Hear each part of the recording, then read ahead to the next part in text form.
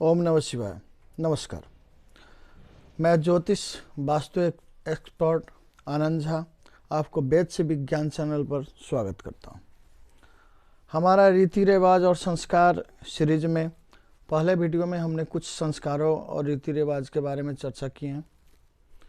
आज भी वैसा ही दूसरा रीति रिवाज और संस्कार के बारे में चर्चा करेंगे। वास्तव में हम पहले भी कह चुके हैं, आज भी कह रहे हैं कि हमारा संस्कार और रीति रिवाज जो भी है वो वास्तव में हमारा जीवन पर बहुत सारा प्रभाव पड़ता है, या प्रत्यक्ष रूप में हो या अप्रत्यक्ष रूप में हो। हम समझ नहीं पाते हैं, परंतु ये प्रभाव पूरी तरह करता है और धीरे धीरे साइंस भी इसको प्रमाणित करते जा रहा है। वैसा ही एक संस्कार और एक रीति रिवाज के बारे में आज हम बात करेंगे। जैसे जन्म के 5 दिन उपरांत यानी छठे दिन हमारे सामाजिक मूल्य मान्यता है कि उस दिन छठियार कहकर एक पूजा किया जाता है। हालांकि उस दिन विशेष करके गांव लेवल में ज़्यादा है, शहर में थोड़ा थोड़ा कम हो गया है, फिर भी है और करना भी चाहिए।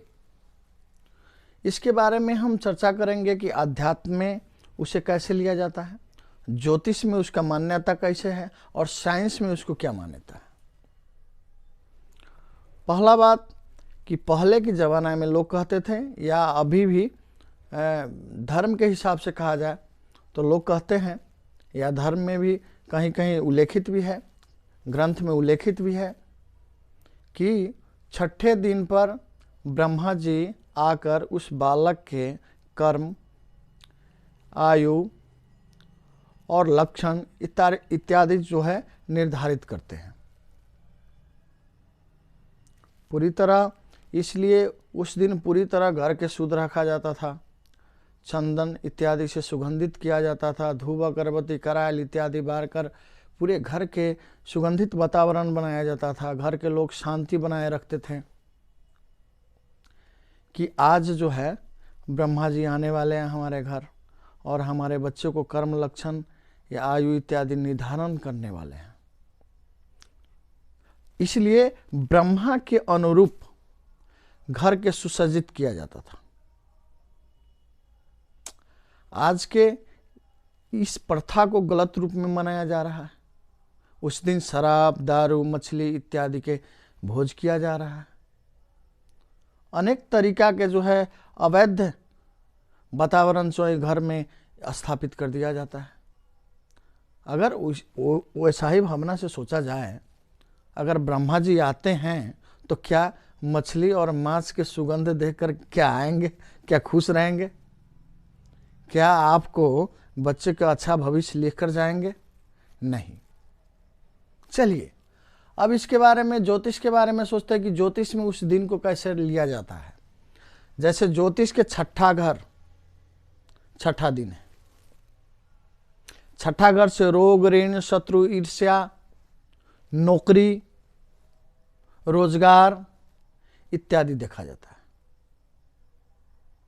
छठा घर अगर किसी को अच्छा हो, वो व्यक्ति के रोजगार के कभी समस्या नहीं होता है, कभी बेरोजगार नहीं हो सकता, कभी ऋणी नहीं हो सकता, कभी रोगी नहीं हो सकता, कभी शत्रुओं से पराजित नहीं हो सकता।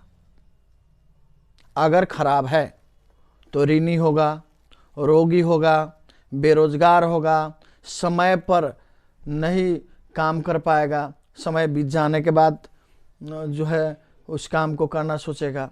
और जिसको छठा घर मजबूत है वो समय पर हर काम समय पर करना सोचेगा, रूटीन में जिएगा वो।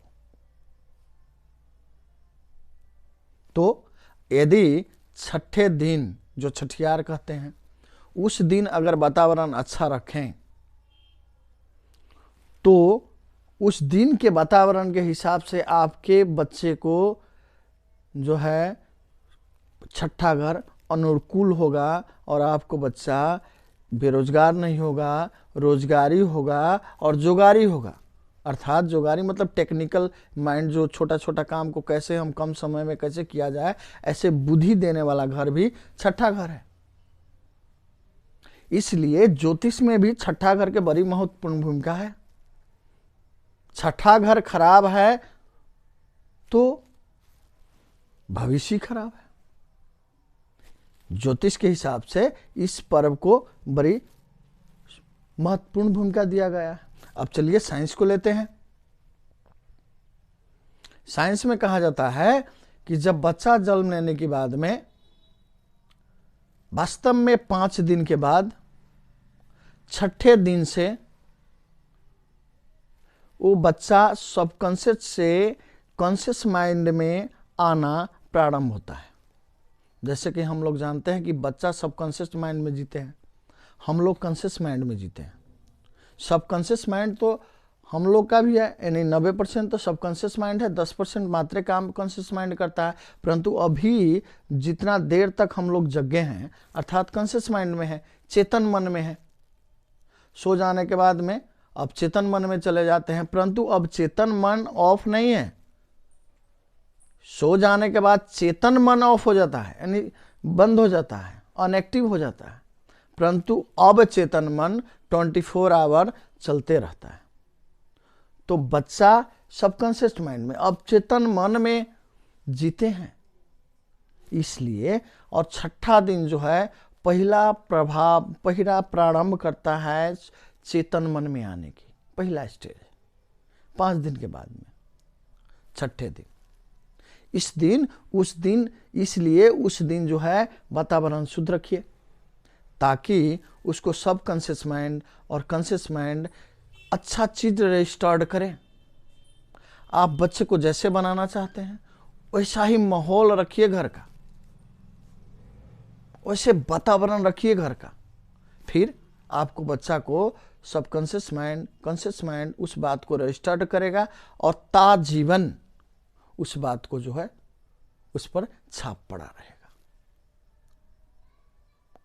हालांकि आप कहिएगा कि इस बात को हिंदुए धर्म में मात्र है ज्योतिष, हिंदुए धर्म में मात्र है वास्तु, और धर्म में क्यों नहीं, और धर्म के लोग तो नहीं मानते हैं। और बहुत अच्छा है, लेकिन हम आपको कह रहे हैं कि सब धर्म के लोग ज्योतिष और वास्तु को मानता है, पर उसको मालूम नहीं है। फर्क इतना ही है कि उसको मालूम नहीं कि हम ज्योतिष मान रहे हैं, हम वास्तु मान रहे हैं। वो लोग अपने धर्म के जो प्रवर्तक हैं, जो धर्म के मुखिया हैं, उनको बात के ही श्रद्धा कर फॉलो करते हैं, मानते हैं, श्रद्धा से मानते हैं। वो जो उनके धर्म के जो परिवर्तक हैं, जो धर्म के मुखिया हैं, वास्तव में जो आवश्यक है वही बात को जो है बताता है अपने धर्म के लोगों को। इसलिए उसको और धर्म वालों जो है वो धर्म के परिवर्तक का जो बात मान के मात्रे करते हैं जो काम, उसको ये नहीं बुझाता कि हम ज्योतिष और वास्तु को करते हैं। परंतु उनके धर्म के प्रमुख जो है, मुखिया जो है, वास्तव में ज्योतिष और वास्तु को जानकार होते हैं।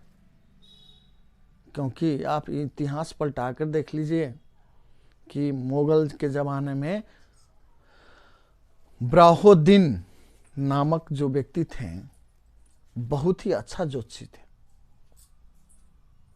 कलयुग में विक्रमादित्य के बाद ज्योतिष में उनको ही नाम आता है। इसलिए बहुत सारे विद्वान लोग हैं जो ज्योतिष और वास्तु को अच्छे तरीक़ा से मानते हैं। बहुत जगह तक पढ़ाई भी होता है, अदर कंट्री में, फॉरेन कंट्री में, जैसे अमेरिका में भी पढ़ाई है, जर्मन में भी पढ़ाई है, चीन में तो हम लोगों से बहुत ज़्यादा वास्तु और ज्योतिष के मान्यता है। हम लोग मात्र ये समझते हैं कि हम ही लोग मानते हैं, हम लोग ही नहीं मानते, हम लोग इसको अंधविश्वास मानकर छोड़ चुके हैं, छोड़ते जा भी रहे हैं।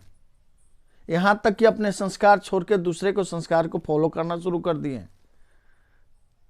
अरे भाई, अपना संस्कार में जो है प्योर हमारे जीवन से रिलेटिव है, हमारे जीवन पर प्रभाव करने वाला हर चीज है, उसको अगर फॉलो तो मात्र कर देखिए, आपको जीवन में समस्या आने वाला नहीं है। क्योंकि जितने भी संस्कार हैं वो हमारे ज्योतिष और वास्तु से रिलेटिव है, और जाने अनजाने में हम लोग हर ग्रह का समाधान करते रहते हैं। अगला वीडियो में हम औरों धर्म के बारे में भी आप लोगों से चर्चा करेंगे कि वो लोग कैसे कैसे मानते हैं। फिलहाल हम लोग पहले सनातन धर्मावलंबी लोगों के सनातन धर्म के बारे में बात करेंगे।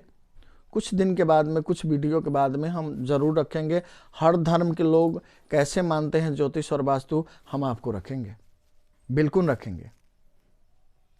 आज हम अपने जो हिंदू और सनातन धर्मावलंबी लोग हैं उनके बारे में चर्चा कर रहे हैं।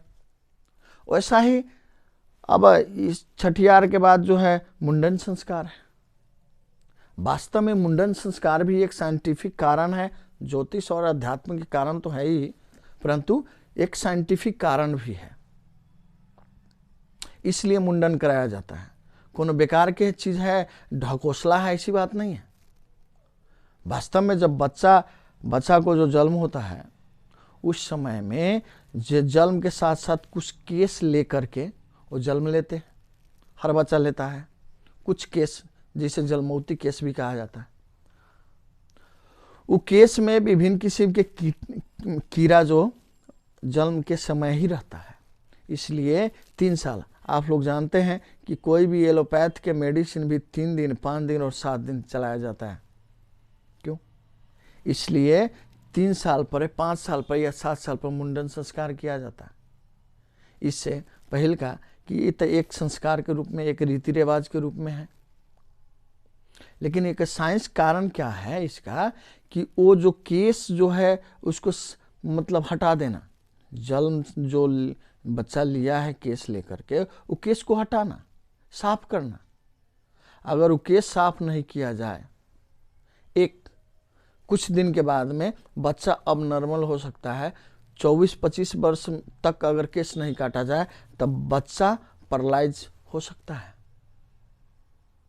साइंटिफिक कारण है। यकीन ना हो तो किसी डॉक्टर से पूछ लीजिए। ऐसा ही बहुत कारण है, हम आपको क्रम से वीडियो लेते आएंगे। आप देखिए इसको, बात को प्रमाण खोजिए, सुनिए और खोजिए। अगर कोई और संस्कार के बारे में आपको पूछना हो तो कमेंट पर आप रख सकते हैं। धन्यवाद। ओम नमः शिवाय।